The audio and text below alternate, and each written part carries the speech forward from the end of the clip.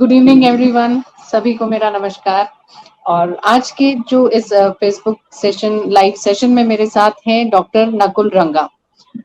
Doctor Nakul रंगा life care physiotherapy clinic के owner हैं और वहां पर बहुत ही सफलतापूर्वक लोगों को हेल्प करते हैं फिजियोथेरेपी से। क्या होती है फिजियोथेरेपी, किस तरह से लाइफ में काम आती है फिजियोथेरेपी, और एक फिजियोथेरेपिस्ट कैसे आपको सेहत सुधारने में मदद कर सकता है, ऐसे ही बहुत सारे सवालों के जवाब हम आज जानेंगे डॉक्टर नकुल रंगा से। So welcome doctor Nakul. Hello, welcome everyone. पहले तो सबको हैप्पी फ्रेंडशिप डे।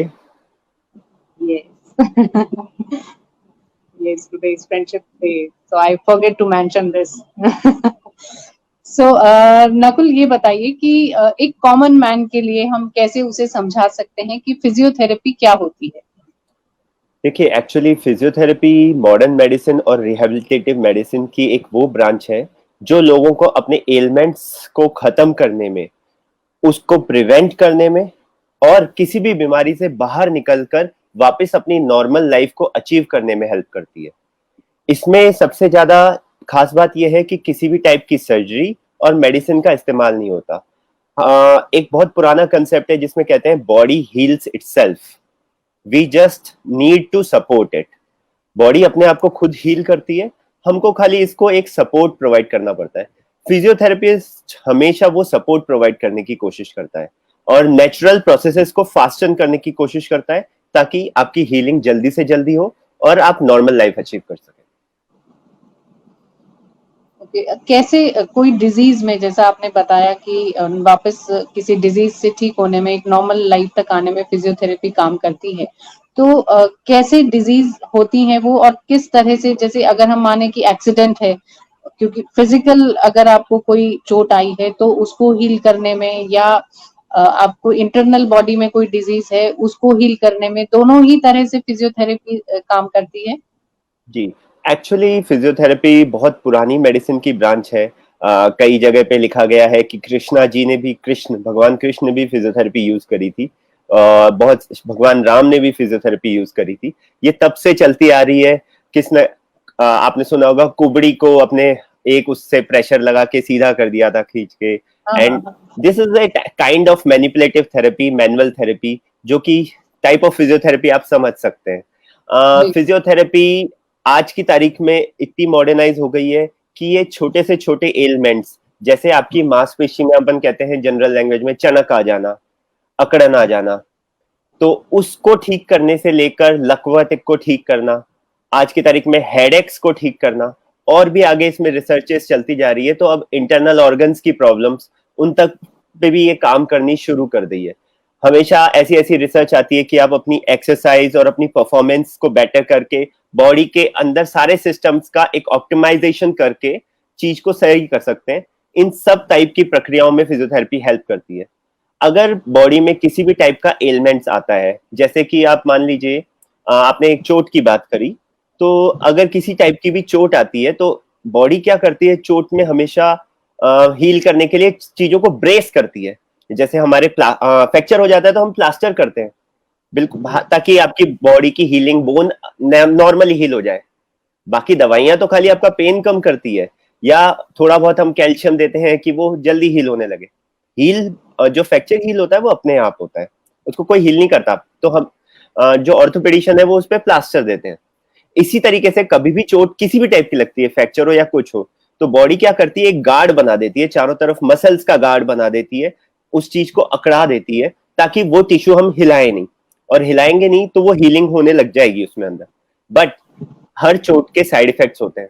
जैसे, इसको मैं दूसरे एग्जांपल से समझाता हूं कि अगर किसी को चोट लगी है या किसी भी कारणवश कोई हॉस्पिटलाइज हुआ है, तो उसके बाकी सिस्टम्स जो है वो भी एबनॉर्मली बिहेव करने लग जाएंगे।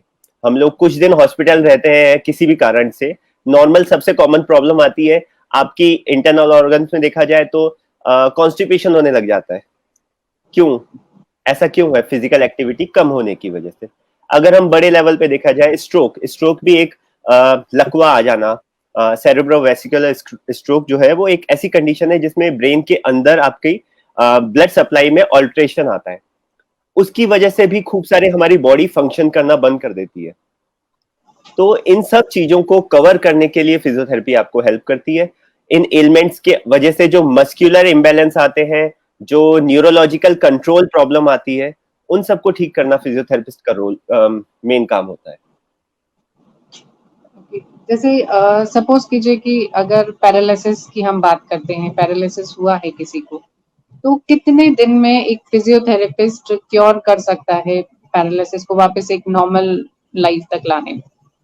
अगर किसी भी टाइप की इंजरी होती है, ये पेशेंट की एज, उसके कितना अमाउंट ऑफ इंजरी है, बहुत सारे फैक्टर्स पे डिपेंड करता है। जैसे स्ट्रोक के अगर हम बात करें, तो ब्रेन के अंदर दो टाइप के स्ट्रोक होते हैं, एक हिमरेजिक होता है और एक के अंदर इश्चमिक होता है। तो ब्रेन में कितनी बड़े एरिया को इन्वॉल्व किया है, वो आपके नंबर ऑफ फंक्शंस और कौन से एरिया को इन्वॉल्व किया है। जैसे अगर हम जनरल बात करें तो आगे की सप्लाई, बीच की सप्लाई, पीछे की सप्लाई अलग अलग रहती है। कौन सी वेसल में आपका इंजरी हुई है और वो कौन से हिस्से को। तो ब्रेन में क्या है, हमारे जैसे बोर्ड पे हम लिख देते हैं ये काम, A for apple, B for boy, brain में लिखा हुआ है मेरी उंगलियां, ये हिस्सा जो है मेरी उंगलियों पे काम करेगा, ये मेरे पैर पे काम करेगा, पैर का फंक्शन ये कंट्रोल करेगा। अब वो कौन से पैर के हिस्से पे चोट लगी है जो पैर को कंट्रोल कर रहा है, या उस पे लगी है जो हाथ को कंट्रोल कर रहा है, वो हिस्से का फंक्शन आपका जाता है। हो सकता है पूरे उसका चला जाए, हो सकता है स्पीच चली जाए, कुछ भी बोलने की शक्ति, ये सब कुछ आपके कौन सा एरिया इन्वॉल्व हो रहा है उस पे है। अब अगर सब एरिया, मान लीजिए कि मेरे बहुत मैसिव, बहुत बड़े टाइप का स्ट्रोक आया है, काफी सारे हिस्से को इन्वॉल्व कर दिया उसने, ऐसे केस में रिकवरी में 1.5 साल तक भी लग सकता है। पर एक फिजियोथेरेपिस्ट का बेसिक कोशिश ये रहती है कि 6 महीने के अंदर अंदर, 6-7 महीने के अंदर अंदर पेशेंट के मूवमेंट्स अचीव किए जाए। उसके बाद आगे की जो रिकवरी प्रोसेस है वो थोड़ी स्लो होती है। पैरालिसिस एक काफी लॉन्ग प्रोसेस होता है अगर न्यूरो के कंडीशन में देखा जाए। ज्यादातर न्यूरोलॉजिकल कंडीशन जो होती है वो समय ज्यादा लेती है, लेकिन उन केसेस के अंदर फिजियोथेरेपिस्ट ही ज्यादा हेल्प करता है। In case of musculoskeletal disorder, हम एक सिंपल बात करते हैं मसल स्पाज्म की, अगर उसकी बात की जाए तो वो 3 से 5 दिन में खत्म हो जाता है। तो कंडीशन क्या है, हर कंडीशन के हिसाब से फिजियोथेरेपी का ड्यूरेशन वेरी करता है। जी। जैसे हम सोचते हैं कि पेशेंट को अगर कमर दर्द है या कोई भी ऐसे चलते हुए कभी जैसे चनक पड़ जाती है या गर्दन में दर्द हो जाता है या पैरों में दर्द होने लगता है, तो उसे सीधा फिजियोथेरेपिस्ट के पास जाना चाहिए या उसे पहले किसी स्पेशलाइज्ड डॉक्टर जो ऑर्थो डॉक्टर है उसके पास जाना चाहिए? एक्चुअली बहुत ही अच्छा क्वेश्चन है। लोगों को ये बहुत बार कंफ्यूजन रहता है कि किसके पास जाना चाहिए। फिजियोथेरेपिस्ट और डॉक्टर दोनों के पास जा सकते हैं। आप दोनों अप्रोच से काम कर सकते हैं। एक होती है इनडायरेक्ट अप्रोच, जिसमें आप पहले डॉक्टर के पास जाते हैं और डॉक्टर आपको मेडिसिन भी देते हैं और ट्रीटमेंट के बारे में सजेस्ट भी करते हैं और आगे बोलते हैं कि आप जाके फिजियोथेरेपिस्ट की हेल्प लीजिए, वो आपको अच्छे से हेल्प करेंगे। या फिर पेशेंट कई बार कंडीशन में ऐसे होता है जिसमें उसको बहुत तेज पेन आ रहा है, इमीडिएटली कोई डॉक्टर अच्छी अवेलेबल नहीं है, या वो चाहता है कि सीधे फिजियोथेरेपिस्ट के आए on the basis of his prior experiences, जो उसने पहले कभी कुछ फिजियोथेरेपी ली हो, तो वो डायरेक्ट भी आ सकता है। एक फिजियोथेरेपिस्ट कंडीशन को असेस करता है, इवेल्युएट करता है, डायग्नोसिस करता है और ट्रीट करता है। He is capable of doing it, but doctor के पास जाके आना भी गलत नहीं है। कुछ ऐसी कंडीशंस होती है जिसमें डॉक्टर के पास जाना ही ज्यादा जरूरी होता है, जैसे अपन ने पैरालिसिस की बात करी। मस्कुलोस्केलेटल डिसऑर्डर्स में ज्यादातर कई बार पेशेंट चाहते हैं कि वो डायरेक्ट आ जाए। जो नॉर्मल फिजिशियन हो गया और फिजियोथेरेपिस्ट और ऑर्थो फिजिशियन जिसे हम कहते हैं, ये तीनों डॉक्टर्स हैं, स्पेशलाइजेशन अपने अपनी फील्ड में। इन तीनों में क्या डिफरेंस है? ये इसी से जुड़ता हुआ शायद मेरा सवाल है कि जब हम ये नहीं तय कर पाते कि हमें किस तरफ मूवमेंट करना है, तो इन तीनों में क्या डिफरेंशिएट हमें कॉमन, मतलब बहुत ही कॉमन लैंग्वेज में कि बिल्कुल आम आदमी को नहीं समझ मेडिकल लैंग्वेज की? बिल्कुल बिल्कुल। देखिए एक्चुअली सबको, बहुत सारे लोगों को कंफ्यूजन रहता है। इवन नॉट, मैं फिजियोथेरेपिस्ट की बात ना करूं तो लोगों को कई बार ये डर रहता है, मैं न्यूरो के पास जाऊं या ऑर्थो के डॉक्टर के पास जाऊं या मैं फिजिशियन के पास जाऊं, एक सिंपल सी परेशानी के लिए। अब कई बार लोगों को चेस्ट में पेन होता है तो लोगों को लगता है मैं कार्डियोलॉजिस्ट के पास सीधा चले जाऊं या ये ऊपरी तौर का पेन है इसको फिजिशियन ठीक कर देगा। हर कंडीशन में। अभी आज के टाइम की बात करते हैं, कोरोना का टाइम चल रहा है, लोगों को थोड़े से सिम्टम से लगता है कि मुझे किसी स्पेशलिस्ट के पास ही जाकर सांस और इसकी गले की तकलीफ दिखानी चाहिए या एक नॉर्मल डॉक्टर कर देगा। ये बहुत कंफ्यूजन की बात है। बट द सबसे इसमें क्या इंपॉर्टेंट होता है, अगर आप एक नॉर्मल डॉक्टर, पहले कई कंट्रीज के अंदर ये सिस्टम है कि आप पहले फिजिशियन के पास जाते हैं, फिर आप आगे जाते हैं, वहां पे प्रॉपर गाइडलाइन रहती है, उसको फॉलो कर सकते हैं। अपने केस में, इंडिया के केस के अंदर यूजुअली डॉक्टर प्रेफर करते हैं पेशेंट्स की मैं डॉक्टर को दिखा लेता हूं, उसके बाद जानकारी देते हैं, क्योंकि कहीं ना कहीं थोड़ी बहुत फिजियोथेरेपी की के बारे में अवेयरनेस अभी भी कम है। हालांकि बहुत बढ़ चुकी है, पर अभी भी थोड़ी सी कम है। अब इस केस में क्या करते हैं, अगर एक पेशेंट डॉक्टर के पास जाता है तो डॉक्टर उसको प्रॉपरली असेस करता है, पर वो असेसमेंट और फिजियोथेरेपिस्ट का असेसमेंट कंपैरिजन में वेरी करता है। It's not the same. एक डॉक्टर अब एक पेशेंट को देखता है कि उसके क्या सिम्टम्स आ रहे हैं, उसको क्या परेशानी हो रही है, उसके लिए वो मेडिसिन प्रिस्क्राइब करता है और उसको रेस्ट या फिजियोथेरेपी के लिए सजेस्ट करके आगे भेज देता है। एक डॉक्टर के पास एक पेशेंट जो है 5 मिनट, 1 मिनट से लेके 5-10 मिनट का समय गुजारता है जिसमें वो उसका असेसमेंट करता है। पर कई फिजिकल परेशानियां ऐसी होती है जिसको पेशेंट एक्सप्लेन नहीं कर पाता।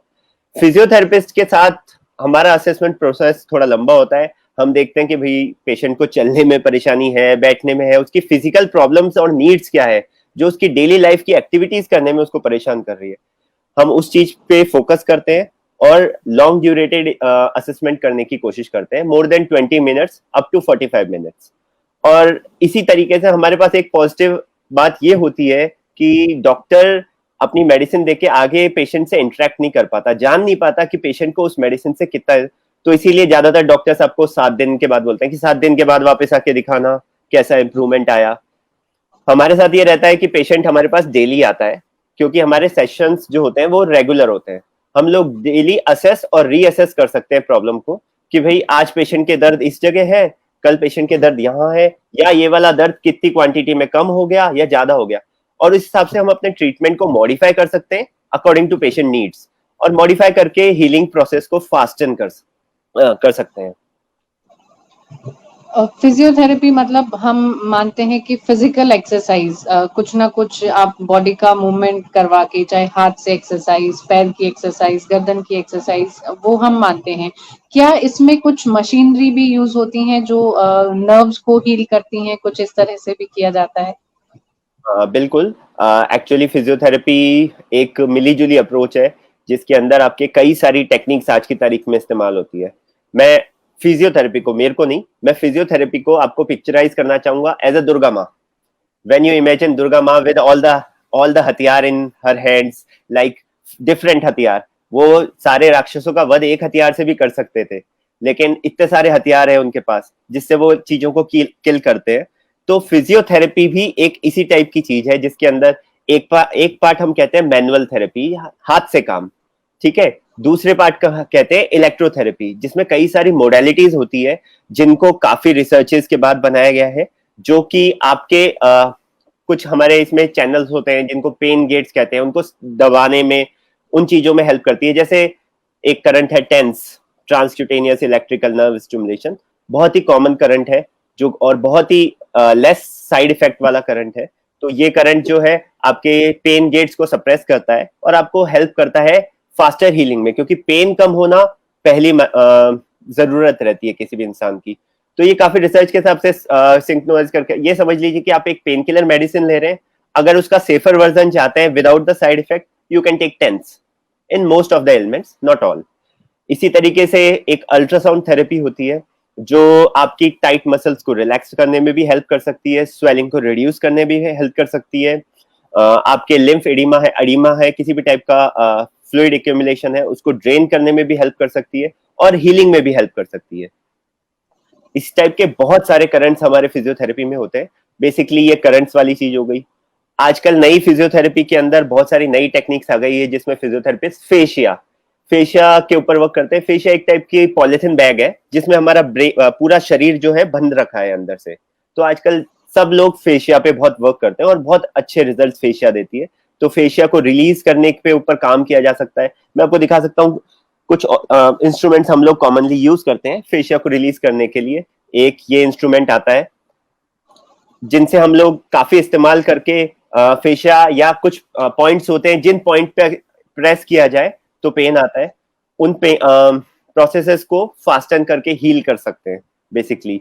तो बहुत सारी नई टेक्निक्स आ गई। अब इसमें लोग instrument assisted soft tissue release की बात करते हैं, इसके अंदर मायोफेशियल रिलीज की बात कर सकते हैं, specific type of exercise protocol होते हैं जिनका इस्तेमाल किया जा सकता है। कई सारी ऐसी न्यूरोलॉजिकल टेक्निक्स है जिसमें पीएनएफ आती है, प्रोप्रियोसेप्टिव न्यूरोमस्कुलर फैसिलिटेशन टेक्निक, और उसके साथ हमारी आती है बोबार्ट टेक्निक्स। तो ये सारी टेक्निक्स जो है बहुत सारे न्यूरोलॉजिकल डिसऑर्डर्स में हेल्प करती है, रूट्स अप्रोच। तो कमी नहीं है, खूब सारी टेक्निक्स है, पर आपको पता होना चाहिए कौन सा हथियार किस बीमारी के ऊपर चलाना है और उस बीमारी को खत्म करना है, तो सबसे अच्छा रिजल्ट मिलता है।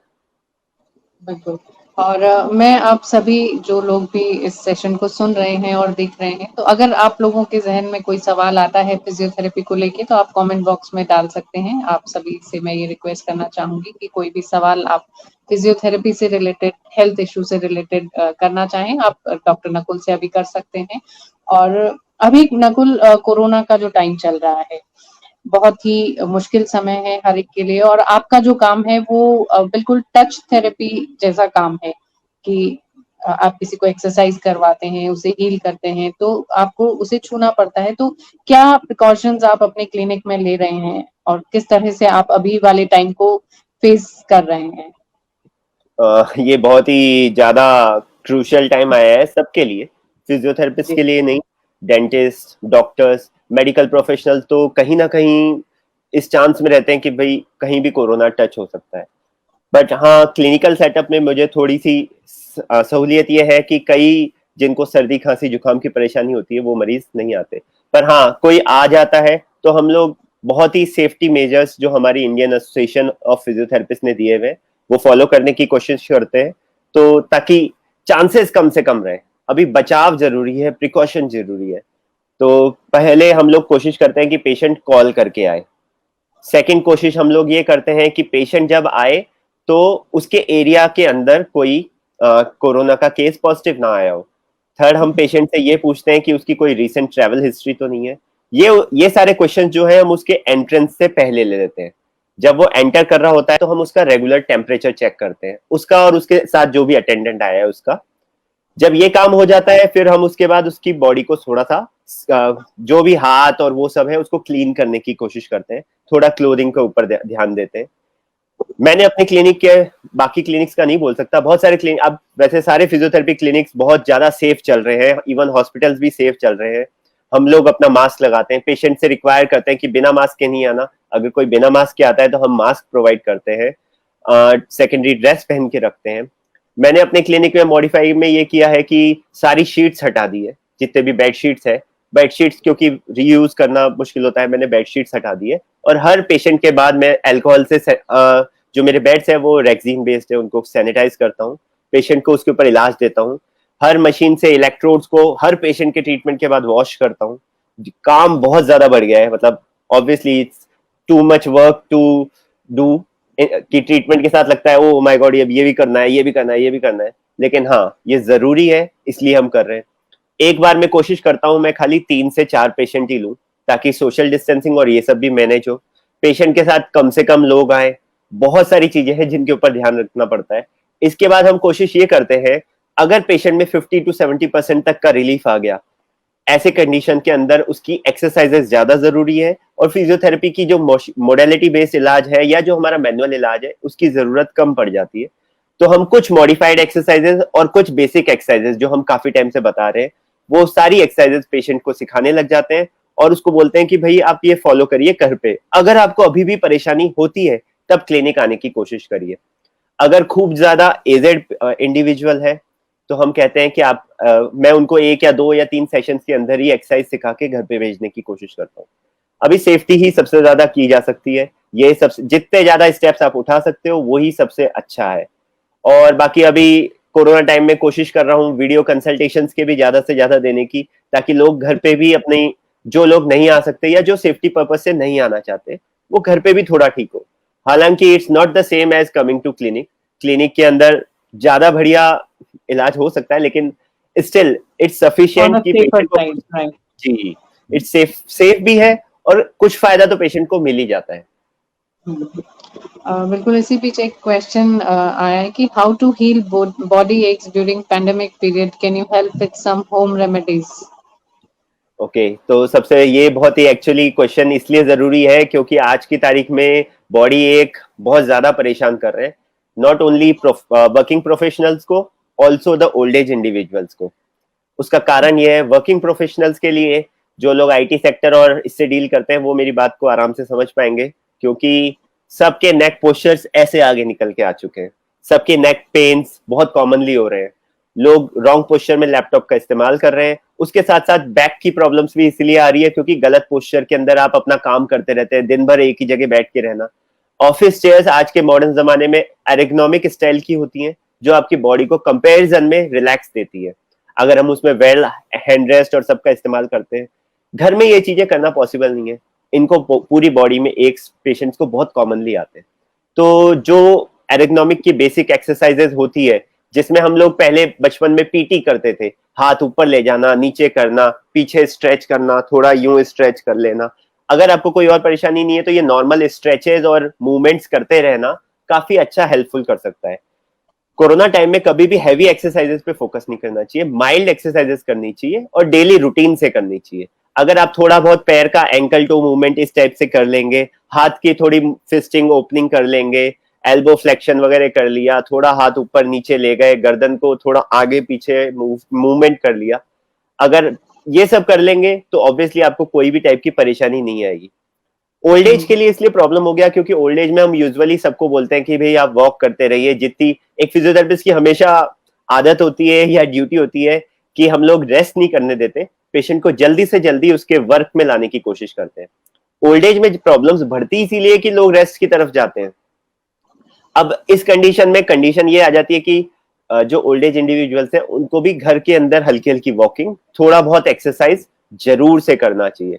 क्योंकि अभी मैं न्यूज देख रहा था 2-3 दिन पहले, तो अभी स्पेन के अंदर old age individuals were very happy कि उनको घर से बाहर निकलने के लिए परमिट मिल गया। उन्होंने कहा हमारे सारे जॉइंट्स जो स्टिफ थे, बहुत परेशानी हो रही थी, हम तो बाहर निकलना चाहते थे and now we are happy with it.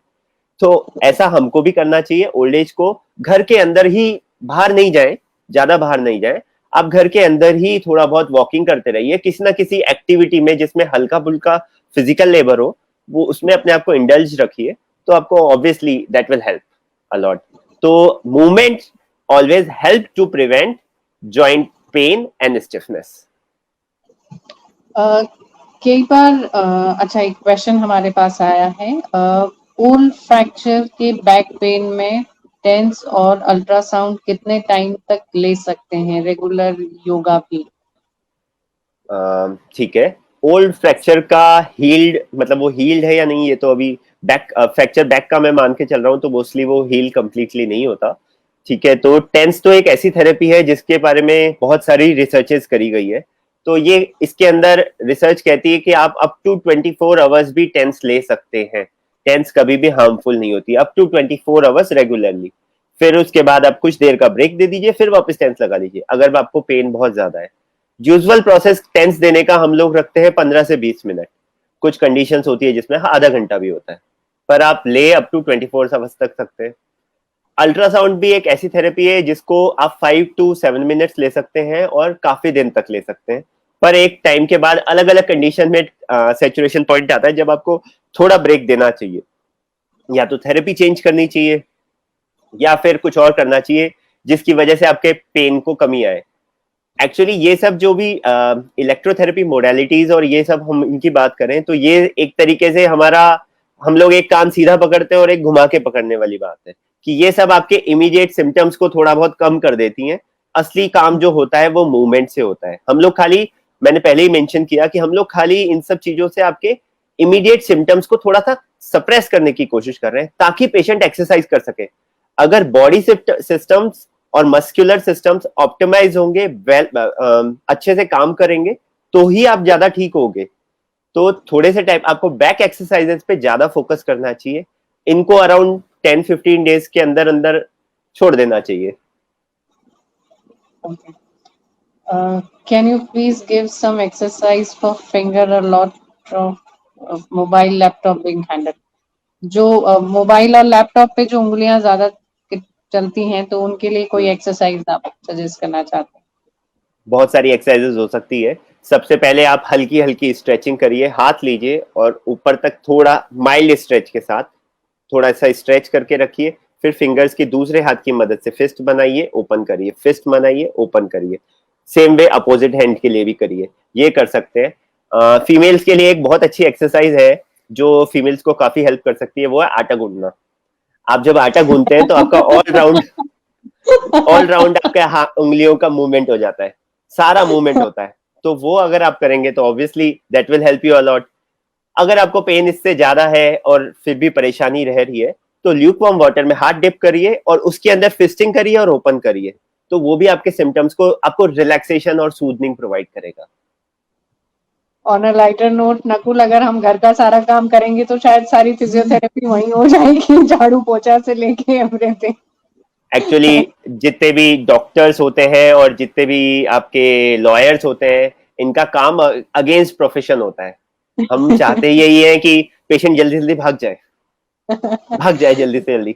ये हमारा असली काम होता है कि जल्दी से जल्दी पेशेंट को ठीक करें और वो आगे जाए। जी, स्क्रीन पे आप देख पा रहे होंगे, जस्ट वांट आस्क जी, if someone is delaying its TKR, total knee replacement surgery during this corona period, then what measure he can take at home to avoid knee pain? एक फिजियोथेरेपिस्ट का तो बेसिक काम यही होता है हमेशा कि किसी भी सर्जरी को डिले किया जाए, हमेशा डिले किया जाए। बहुत सारे केसेस हैं जिसमें हम लोगों ने मतलब इवन सर्जरीज प्रिवेंट भी करी है और डिले भी करी है। क्योंकि आप जब तक किसी भी बाहर की चीज को आप अंदर शरीर में लगाते हैं, चाहे वो हार्ट ट्रांसप्लांट हो, चाहे नी का रिप्लेसमेंट हो, चाहे हिप रिप्लेसमेंट हो, कुछ भी, उसकी एक सर्टेन लिमिट तक की एज होती है। 5 साल, 10 साल, 8 साल, वो तब तक ही चलते हैं।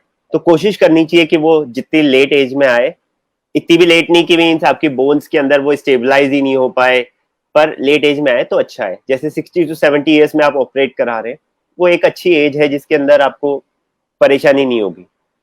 तो अब हमारा वैसे भी काम यही होता है, अगर अब पेशेंट को जैसे नी में अर्थराइटिस की प्रॉब्लम आ रही है जिसके लिए वो टीकेआर की नीड है उसको, तो पहला काम हमारा ये होता है सबसे पहले कि उसको वेरियस मोडालिटीज की मदद से सबसे पहले उसका पेन सबसाइड किया जाए। पेन सबसाइड करने के अलग अलग तरीके हैं। अब किस अर्थराइटिस भी कई टाइप के होते हैं, एक टाइप का नहीं होता। रूमेटॉइड अर्थराइटिस वेरी करता है, ऑस्टियो अर्थराइटिस अलग होता है। तो उसके अंदर अलग अलग ट्रीटमेंट मोडालिटीज दी जाती है जिससे आप पहले पेन को सबसाइड करें। पेन अगर आपका 30% से 40% तक कम हुआ है, दैट्स द बेस्ट ड्यूरेशन कि उसमें आप एक्सरसाइजेस शुरू करा दें। एक्सरसाइजेस क्या करती है, वेस्कुलर सप्लाई बढ़ाती है उस एरिया का, तो उससे ऑटोमेटिकली रिलैक्सेशन मिलता है। अगर आप जानेंगे तो अपन जो लोग जिम करते हैं उनको ज्यादा अच्छे पता चलेगा, जिम जाके आते हैं तो उसके बाद लगता है रिलैक्स हो गया शरीर, अब तो सो जाऊं थोड़ी देर। They feel like that way, क्योंकि आपको रिलैक्सेशन मिलता है इंक्रीज ब्लड सप्लाई से। तो जैसे ही आप नी के ऊपर जैसे ही आप एक्सरसाइजेज शुरू करते हैं, तो एक्सरसाइजेज शुरू करते ही धीरे धीरे चीजें बेटर होने लगती है। फॉर फर्स्ट फ्यू डेज तो आपको लगेगा यार उल्टा एक्सरसाइज करके तो पेन बढ़ रहा है, पर हमेशा ऐसा केस नहीं होता। तो कुछ दिन के अंदर चीजें सिम्टम्स सबसाइड होने शुरू हो जाते हैं। इसीलिए सिम्टोमेटिक ट्रीटमेंट के लिए टेंस, अल्ट्रासाउंड और ये सब वर्क करते हैं। 75-year-old लेडी अगर वीक हो गई हैं और खड़ी भी नहीं हो पा रही हैं तो क्या फिजियोथेरेपी से ठीक किया जा सकता है उनको? फिजियोथेरेपिस्ट कॉज की तरफ हमेशा देखते हैं कि कारण क्या है जिस वजह से वो नहीं हो पा रही। एक जनरलाइज वीकनेस है, ऑब्वियसली फिजियोथेरेपी उसको खड़ा कर सकता है फिजियोथेरेपिस्ट, और फिजियोथेरेपी से काफी कुछ मदद हो सकती है। कि हमारा पहला काम होता है कि पेशेंट फंक्शनल गोल अचीव करे। हम नहीं चाहते, फंक्शनल गोल और बेसिक एक्टिविटी इन पे फोकस करके चलते हैं, ये हमारे शॉर्ट टर्म गोल होते हैं। तो फंक्शनल एक्टिविटी यानी वो अपना खाना खुद से खा सके, ब्रश खुद से कर सके, और टॉयलेट एक्टिविटीज कर सके, अपने कमरे अपने बेड से लेके बाथरूम तक जा सके। यहाँ सब चीजों के अंदर फिजियोथेरेपिस्ट आपको बहुत अच्छे से हेल्प करता है। इसके आगे की एक्टिविटी डिपेंड करती है कि हमारे भी गोल फिर आगे के हो जाते हैं। पहले ये हम अचीव कर लेते हैं, फिर हम सोचते हैं ओके चलो अब इतना हो गया, पेशेंट अपने पैरों पे खड़ा हो गया, now will do for more things, कि अब ये भी कर सकते हैं, अब उसको चलवा भी सकते हैं, वॉकिंग की हैबिट भी डलवा दे, ताकि उसकी लाइफ भी अच्छी रहे, हेल्दी भी रहे, और सारी बीमारियां आपको घेरे नहीं चारों तरफ से। Okay. One question is there, role of physiotherapy in cervical and migraine. Okay, cervical, वैसे नेक का दूसरा नाम सर्वाइकल है, तो सर्वाइकोजेनिक पेन होते हैं, गर्दन में दर्द होना, ठीक है। तो ऑब्वियसली इसके अंदर तो ये तो हमारे रोज के केस होते हैं। इसके अंदर सबसे पहले इंपॉर्टेंट है, अगर आपको पहले कारण रूल, मैं हमेशा यही बोलूंगा, कारण रूल आउट करना, किस वजह से ये आया है। जैसे अगर आपके लैपटॉप वर्किंग की वजह से आया है, तो आप अपनी नेक को ओवर स्ट्रेन कर रहे हो आगे झुक के। एक बैलेंस होना चाहिए, आगे की मसल्स और पीछे की मसल्स बराबर रहे। तो आपके पोस्चर को करेक्ट करें, चिन इन रखें, सामने देखें, लैपटॉप की पोजीशन इतनी हो, हैंड वेल रेस्टेड हो, तो इससे आपके पोस्चर में करेक्शन आएगा, ऑटोमेटिकली पेन कम होगा। सेकेंड थिंग आप क्या करेंगे, you can apply cold pack. Cold pack immediately symptoms को सबसाइड करने में हेल्प करता है इन मोस्ट ऑफ द केसेस। सब लोगों में, कुछ लोग ऐसे होते हैं जिनको कोल्ड पैक सूट नहीं करता, उनमें आप मॉइस्ट हीट का इस्तेमाल कर सकते हैं, पर कोल्ड पैक घर का बेस्ट सॉल्यूशन है। आपके ज्यादातर एलिमेंट्स में जब चोट लगी, कुछ भी हो, अगर घाव में कट नहीं है, कोल्ड पैक लगाइए, आपको आराम मिलेगा। कुछ बहुत अच्छी एक्सरसाइजेस होती हैं जिनको आप घर में कर सकते हैं। अगर आपका कारण पता चल गया कि खाली मस्कुलर स्टिफनेस की वजह से हो रहा है, ठीक है, तो आप कुछ स्ट्रेचेस होते हैं नेक मसल्स के, जिनको किया जा सकता है, जिससे रिलैक्स मिलता है। और अगर आपको लग गया कि वीकनेस है, तो स्ट्रेंथनिंग करिए, बहुत सिंपल स्ट्रेंथनिंग प्रोसेस है। यूं आप हाथ दोनों पीछे रखिए, हाथ से आगे फोर्स लगाइए और नेक से पीछे लगाइए, दोनों का इक्वल बैलेंस में फोर्स लगाइए, होल्ड करिए फॉर द काउंट ऑफ 5 और 10, और उसके बाद रिलीज कर दीजिए। ऐसा 5 से 10 बार करिए, और करने के बाद फिर से कोल्ड पैक लगा लीजिए, इससे भी काफी अच्छा रिलैक्सेशन मिलता है। माइग्रेन के केस के अंदर अभी कुछ नई टेक्निक्स हैं जिसमें फिजियोथेरेपिस्ट वर्क कर रहे हैं और रिजल्ट्स अच्छे आ रहे हैं, जिसके अंदर एक आती है क्रेनियोसैक्रल थेरेपी, जिसको मैं काफी अच्छा मानता हूँ, और टेंस भी माइग्रेन के केसेस में दी जाती है, जो काफी अच्छा करेक्ट डोजेस पे अगर आप दो तो अच्छा रिजल्ट प्रोड्यूस करती है। बट इट्स नॉट कि हमेशा बहुत अच्छा रिजल्ट आता है, पर आता है, ऑब्वियसली आता है। कई सारे केस पूरी तरह ठीक हो जाते हैं, और इमीडिएट इफेक्ट तो मिलता ही है। जैसे आपने इलाज लिया, आपको बहुत अच्छा लगेगा, हो सकता है वो नेक्स्ट सेशन में या दोबारा अगली बार आ जाए, पर मोस्ट ऑफ टाइम में ये चीजें कवर अप हो जाती है। सर्वाइकल प्रॉब्लम की शायद हमने अभी बात की थी, जो आप बता रहे थे क्वेश्चन, तो basic exercise for cervical pain. I feel headache while doing exercise all the time. देखिए, क्या है कि नेक के पेन्स अभी वैसे भी इस ड्यूरेशन में बहुत ज्यादा कॉमन हो गए। मेरे भी मोस्ट ऑफ पॉपुलेशन जितनी भी आ रही है, वो सब नेक पेन्स को ही लेके ज्यादा आ रहे हैं, बिकॉज हमारे पोस्चर्स गलत हो गए।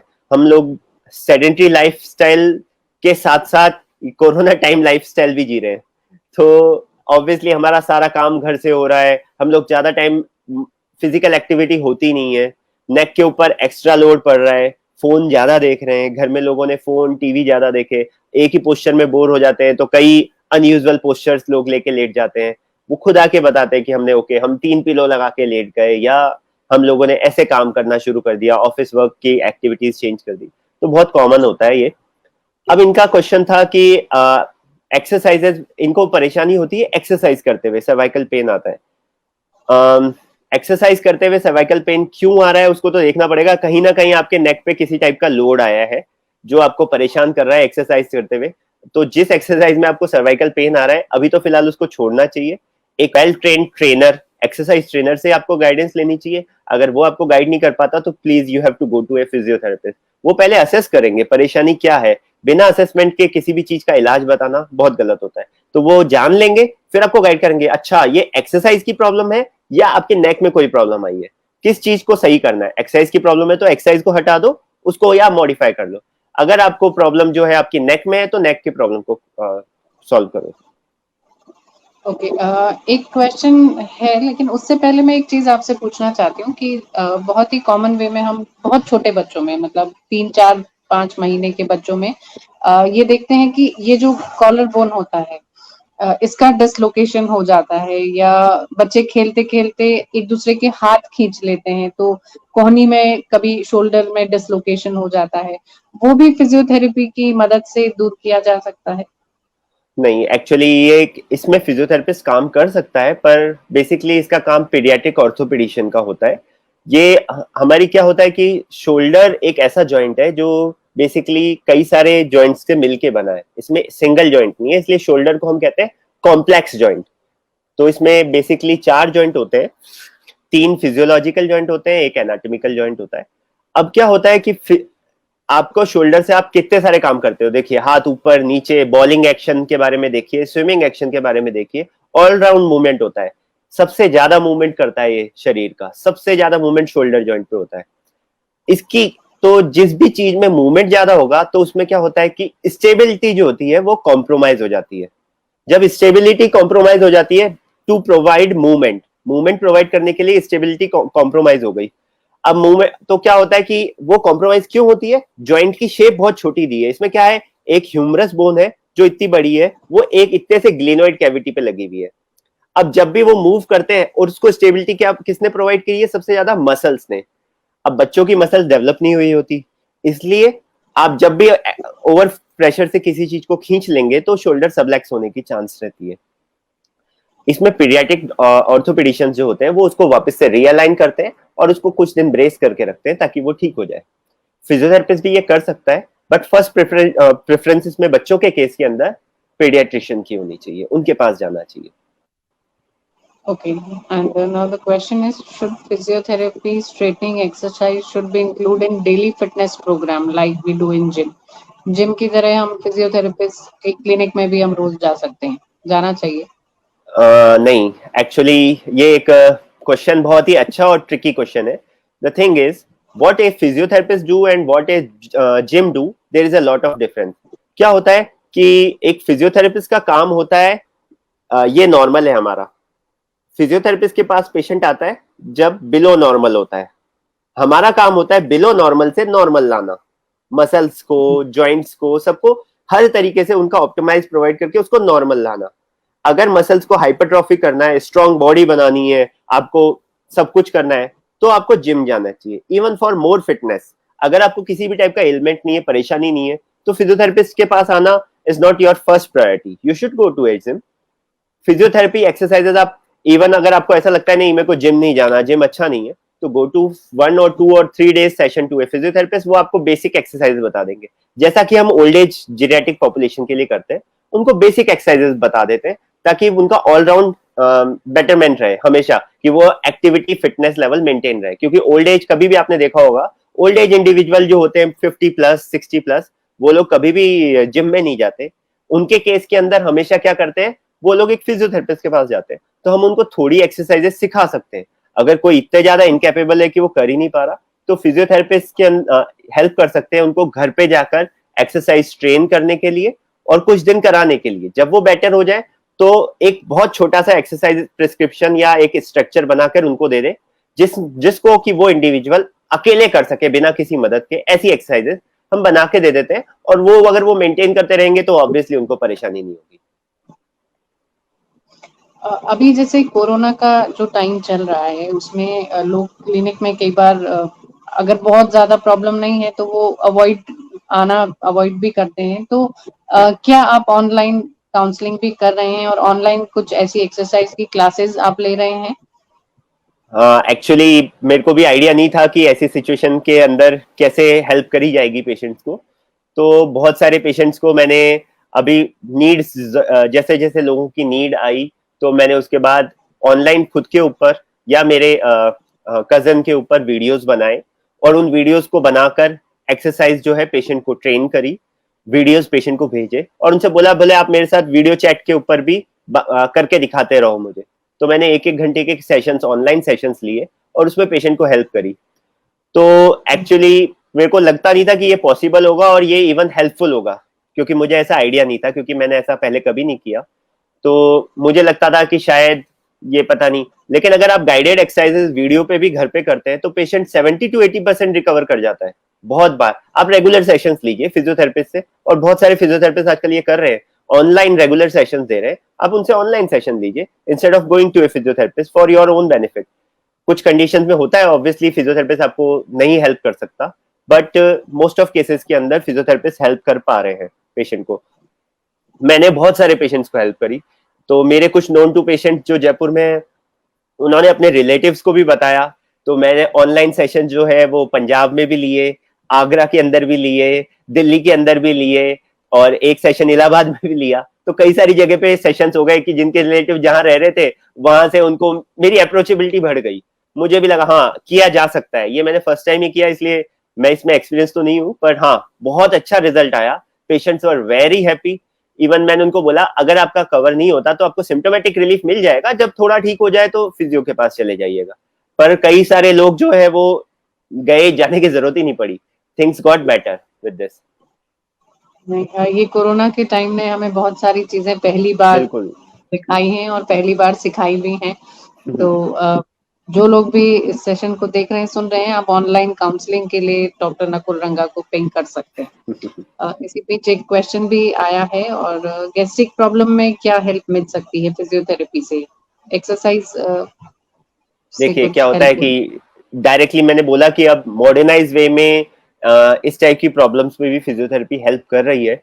बट अभी क्लासिकल फिजियोथेरेपी वे में बात करें तो इसके ऊपर डायरेक्ट कोई हेल्प नहीं है। बट जैसे आप अपनी फिजिकल एक्टिविटीज बढ़ाएंगे तो ऑब्वियसली आपका जो डाइजेस्टिव सिस्टम है वो अच्छे से वर्क करेगा।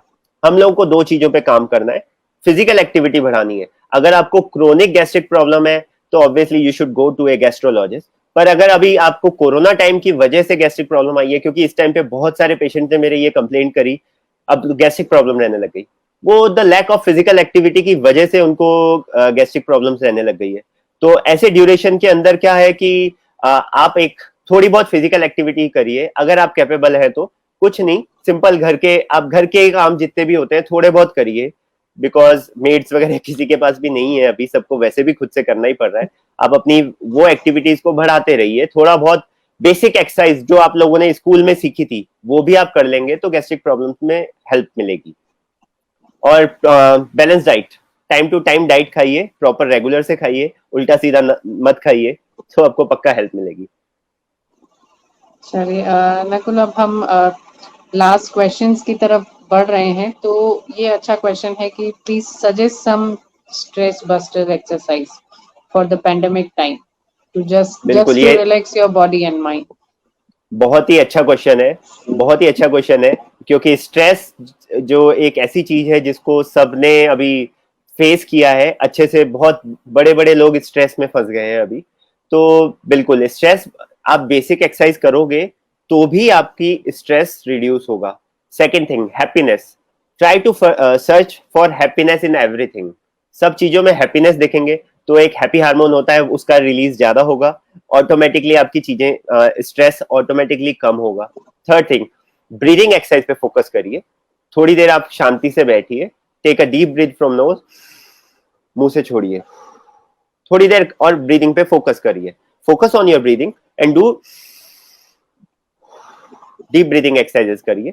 ये आपको काम और रिलैक्स करने में हेल्प करेगी। इवन वाइल डूइंग एक्सरसाइज भी मैं सारे पेशेंट्स को कहता रहता हूं कि आप डीप ब्रीदिंग करते रहिए। अगर आपसे एक्सरसाइज नहीं हो पा रही तो डीप ब्रीदिंग पे फोकस करिए। ये इमीडिएटली आपको रिलैक्स करती है और लॉन्ग टाइम में भी रिलैक्स करती है। अगर आप वैसे चाहे, मैं खुद एक चीज फॉलो करता हूं जो है मेडिटेशन।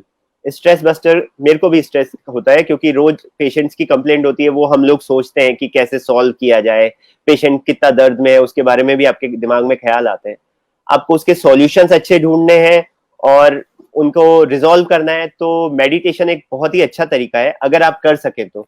मेडिटेशन करना थोड़ा सा टफ है, लेकिन अगर इजीली आप समझ गए तो फिर आसान हो जाता है।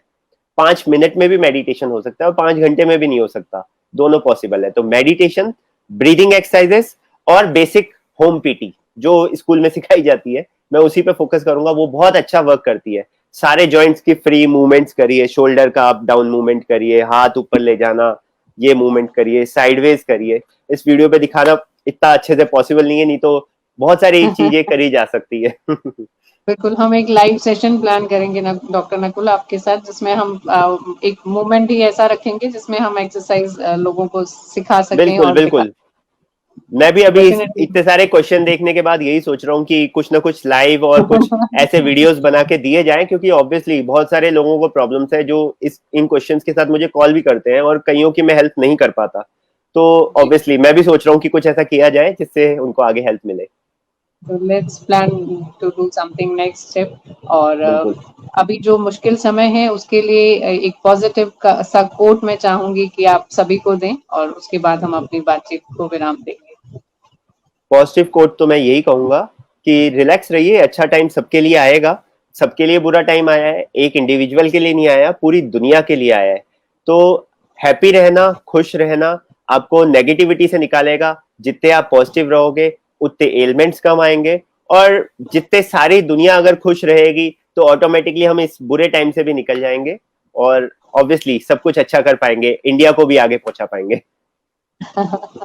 डेफिनेटली। तो मतलब खुश रहिए, मुस्कुराते रहिए, और अगर कोई भी फिजिकल प्रॉब्लम आ रही है तो डॉक्टर नकुल रंगा को आप लाइफ केयर फिजियोथेरेपी क्लिनिक में जाके मिल सकते हैं, बात कर सकते हैं। श्याम नगर जयपुर में इनका क्लिनिक है, और ऑनलाइन काउंसलिंग भी आप फेसबुक के मैसेज बॉक्स में उनसे मैसेज करके उनसे बात कर सकते हैं। तो thank you so much doctor thank Nakul you. रंगा फॉर योर प्रेशियस टाइम। ये बातचीत बहुत से लोगों के लिए बहुत बेनिफिशियल हुई है, ऐसा मैं मानकर चलती हूँ।